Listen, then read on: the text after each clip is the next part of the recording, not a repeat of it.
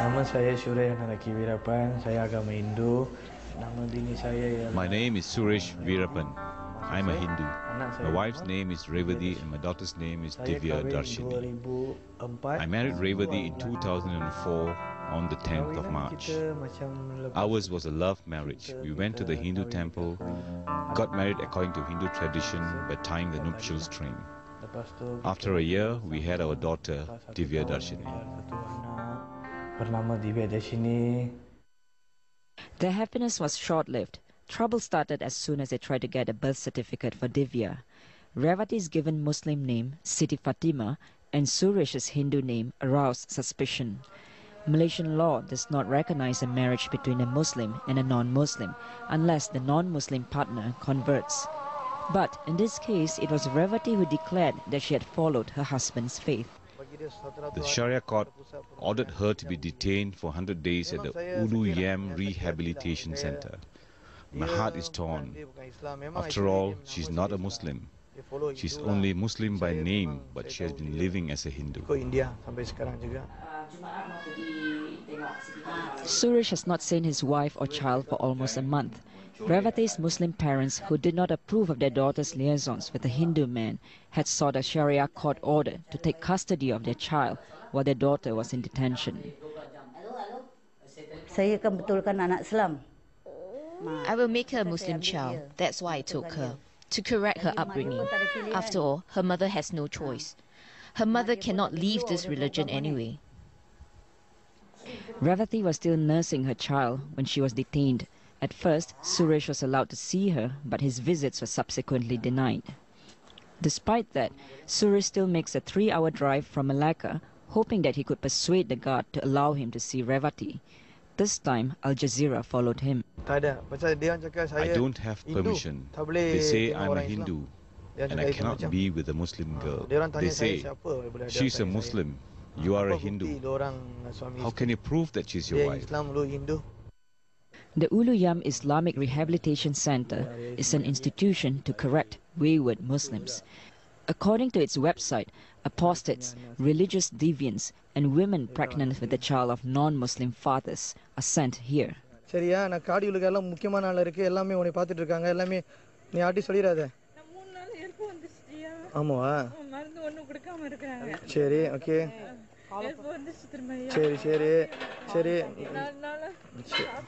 seri kaadi uluga hall la irukku nee avana kaadi adella paatittu irukanga ella na paper ellame potten ella kalapa na vetti na namakku dhaan idella edukranga nalla paathukken baalikiye pirichitaanga சந்தோஷம் அம்மாக்கு அது பண்ண போறேன் பிள்ளை எடுத்தா நான் எடுத்த கூட நீ விட்டுறணும் சரி terima kasih ya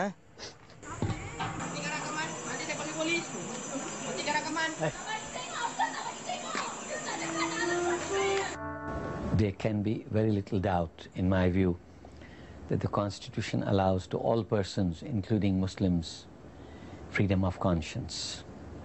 The Constitution is quite clear in Article 11, Clause 1. Every person has the right to profess and practice his religion. Arresting people for their religious beliefs, besides being a violation of Article 11, freedom of religion, would be a violation of their personal liberty. Dr. Shad Faruqi is a constitutional lawyer whose views have struck resonance with the growing movement called Article 11.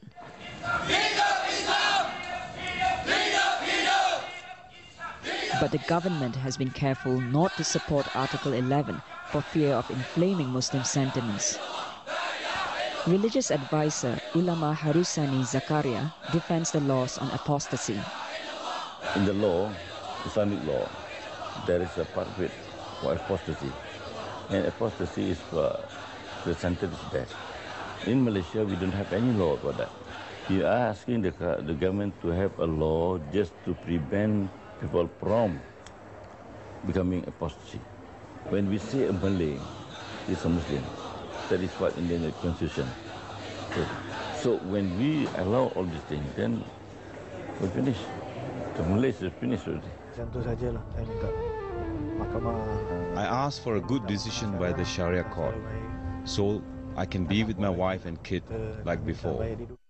Julian Ong with that report. And Every Woman has just learned that Revathi's detention has been increased by another 80 days because the Shariyah court doesn't believe that she has rehabilitated or repented. Well, let me introduce you to our guests. Joining us from Kuala Lumpur is Zaina Anwar from Sisters in Islam and Farid Sufian Shuaib, law lecturer at Malaysia's International Islamic University. Farid, if I can come to you first. Most non-Muslims will be shocked that something like that can happen to a woman who just chooses not to follow Islam anymore. Why is it seen as such a crime? Well, the Quran said that apostasy is a serious crime in Islam. When you believe in Allah, it is a serious crime to convert out of Islam. Okay, Zaina, there have been a number of disputes involving Muslims and non-Muslims. Is that straining the relationship between different ethnic groups in Malaysia?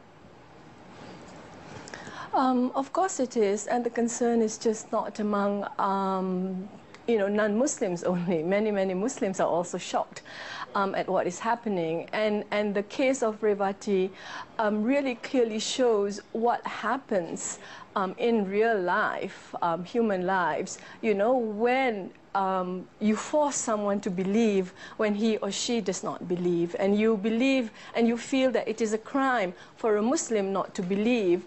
And so, what do? You take her and you put her in a rehabilitation camp and detain her without trial. You deprive her of her liberty, you deprive her of her child, you deprive her of her husband, you deprive her of her right to a family. Farid, what about the assertion that the Constitution of Malaysia enshrines the right of freedom of religion? This seems to go against the Constitution. You cannot look at the provision for freedom of religion in isolation. If you look the Constitution as a whole, you'll come to a conclusion that the Constitution allows for Muslims to regulate themselves. You're obviously a legal expert, but there does seem to be a conflict in Malaysia between the Sharia system for Muslims and the civil system for non-Muslims. You've got two separate systems running at the same time. Yes, that's correct. Because of the Federal Constitution allows that to be so. You have to consider the history of Malaysia, where Islam has been applied in Malaysia before the coming of the colonial powers, the British and so on. So the Constitution recognized the existence, the administration of Islamic law. Zaina, what do you want to say?